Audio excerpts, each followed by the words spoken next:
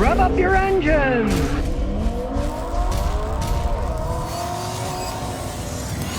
Today I'm going to talk about a 2004 Lexus ES330. Customer just bought it used. It isn't running right. We're going to try to figure out how to get it running right and to see if the car is a worthwhile buy or not. Now, since it's running rough, we're going to plug in a scanner. Gotta unlock the door first though. And what does it read? PO301, cylinder number 1 misfire. Now on these engines, as you can see, 3 cylinders are here. They're easy to get to. But the back 3 are under the intake manifold. So, which is cylinder number 1? Well, lo and behold, it's one that's under the intake manifold, which can be a royal pain. Too bad it wasn't one of the front ones, but it's the closest in the back right here. I've had good luck getting them out using fingers and tweezers and fiddling around without having to pull the intake, because that is such a pain. Now in a normal car that's easy to work on, I would just take the number 1 coil out of its hole, put it on the number 3 coil, put the number 3 coil on the number 1 coil, then drive it. And if the mist then went from number 1 to number 3, I'd know the coil was bad. But that is such a pain in the butt to do on this that I'm just going to take a wild guess and replace the ignition coil and a spark plug on this baby just on number 1, because it's too much work otherwise. Now you can't see very well in there, but this is the coil. It's got a clip that holds it on electronically, but everything's in the way. So the first thing I'm going to do is to pull off the PCV hose. This is the hose that connects the PCV valve to the intake manifold. It's in the way, so we got this out of the way. Then I'll reach in, it's not much fun, and I unplugged the electrical connection. As you can see as we go inside, there's the end of the electrical connection. That's unplugged. It's almost impossible to see, but this is the new coil, and the old coil has a bolt just like this holding it in place. We got to remove that bolt. It's 10 millimeter. And there's such a small amount of working space, I'm using my little 1/4-inch ratchet so I can get in here. Real pain, but it'll come out eventually. And out comes the bolt. Now we can wiggle the coil to get it loose and pull it out. Here's a new coil to show you. It's stuck in, and what you do is you wiggle it back and forth so it breaks the rubber loose on the plug, then slide it out. Hopefully there's enough room. Like I say, not much working room, but I'm wiggling.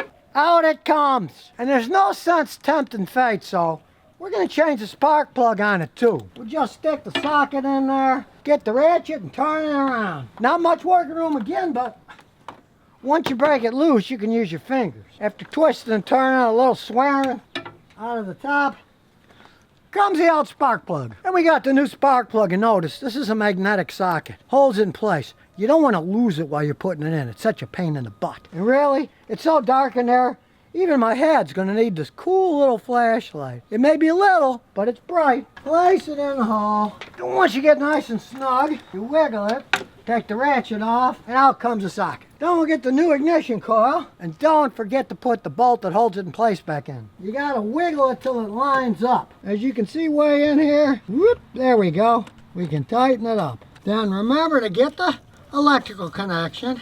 Not much working room here. Slide it on. There we go.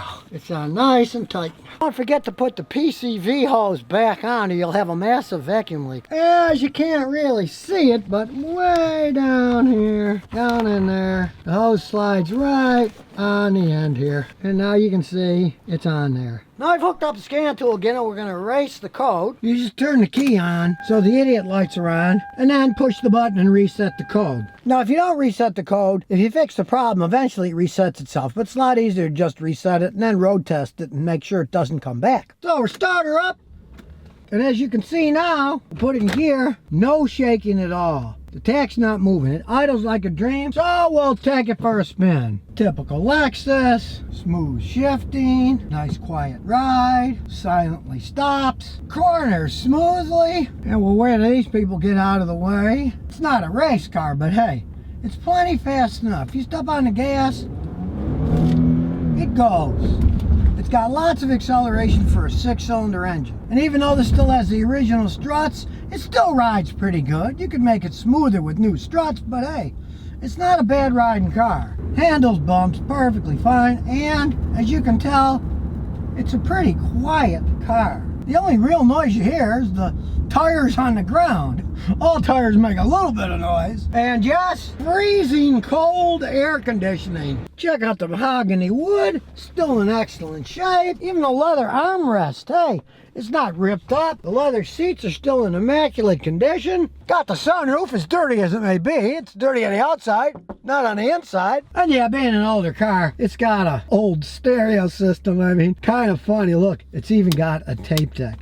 Now, why is this car, a Lexus, still got a tape deck in it? Well, I'll tell you why. Because it was a businessman's car. Toyota Lexus decided that they have business tapes for meetings. They also have people sell whole sets of tapes, so while they're driving around, they can learn while they're driving a car. That's why they still had a tape deck, and they don't anymore. But for a long time, they still had tape decks in them. And even though the stereo system's old, hey, they got tweeters, they got nice speakers, they have very good sound. And we go outside, we can see the Lexus wheels are still in good shape.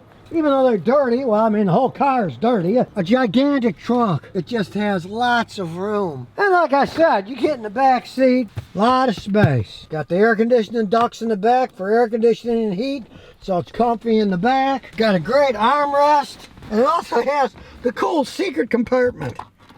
You can get into the trunk to get stuff if you need to without having to stop the car. I always like that. And basically 16 years later, still a sharp looking car. Yeah, the headlights need replacing or polishing.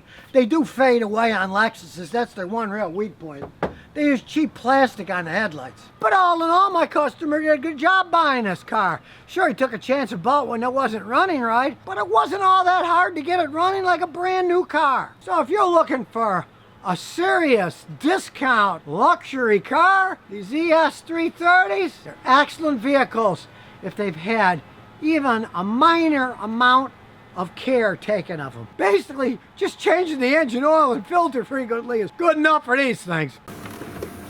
And here's some bonus questions and answers. Saw Gennari says, got no wait, Lexus GX 470. Check engine light, says P2195, and it has no vacuum leaks. I checked that. I couldn't find any damage to the wiring to the air-fuel ratio sensor. That's a very common problem as they age. Replace the driver's side air-fuel ratio sensor. You got the driver's side and you got the passenger side. And the air-fuel sensor, that's we used to call them oxygen sensors, but now they're fancier and they cost more and they're more accurate. The one before the catalytic converter. I've changed a bunch of them like that. That's generally the first sensor to go out on those things. Believe me, you don't have to go to the dealer. You don't have to go to the dealer. As long as you get the Nippon Denso one. Denso makes the oxygen sensors for Lexus and Toyota. They don't make their own. They buy them from Nippon Denso. So you don't have to go to the dealer and pay too much, especially a Lexus dealer.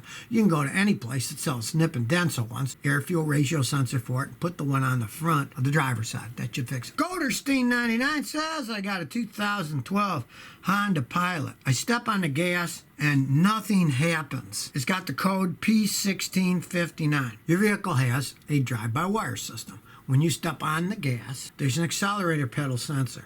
That sends data to the throttle through the computer, and then that has an electric motor that opens the throttle. You're not getting any throttle when you step on the gas. Of course, you want to check, have the sensor checked, step on, and have the throttle checked. All you have to do, you're probably not going to be able to check it because it takes a mechanic, but you go to the computer and there's a ground wire there that supplies ground to the throttle. And from my experience, you'll see that when you step on the gas, you're not getting any ground supply from the computer. That's how it operates. It doesn't operate by power. It operates by ground. Computers are much better at operating electronics with grounds because then it doesn't strain the computer as much. If they operated by power, they'd short out all the time. It's just the way computers are because they only operate at 5 volts. So they go by ground. Odds are it's not supplying ground. If it isn't, you're going to need a new power control. I had to change one the other day like that. And man, it was expensive, but that could be what's going on. With that particular code, if you can't check it, just tell a mechanic, I think that my computer's gone bad and it's not supplying ground to my throttle. And he can check it real fast and say yes or no. And if he says, oh, it's supplying ground, then great. Then it could be the pedal sensor or the throttle assembly itself, which costs a lot less than the main computer. But from my experience with that code and those no throttle at all, it won't accelerate. It's usually the computer's gone bad.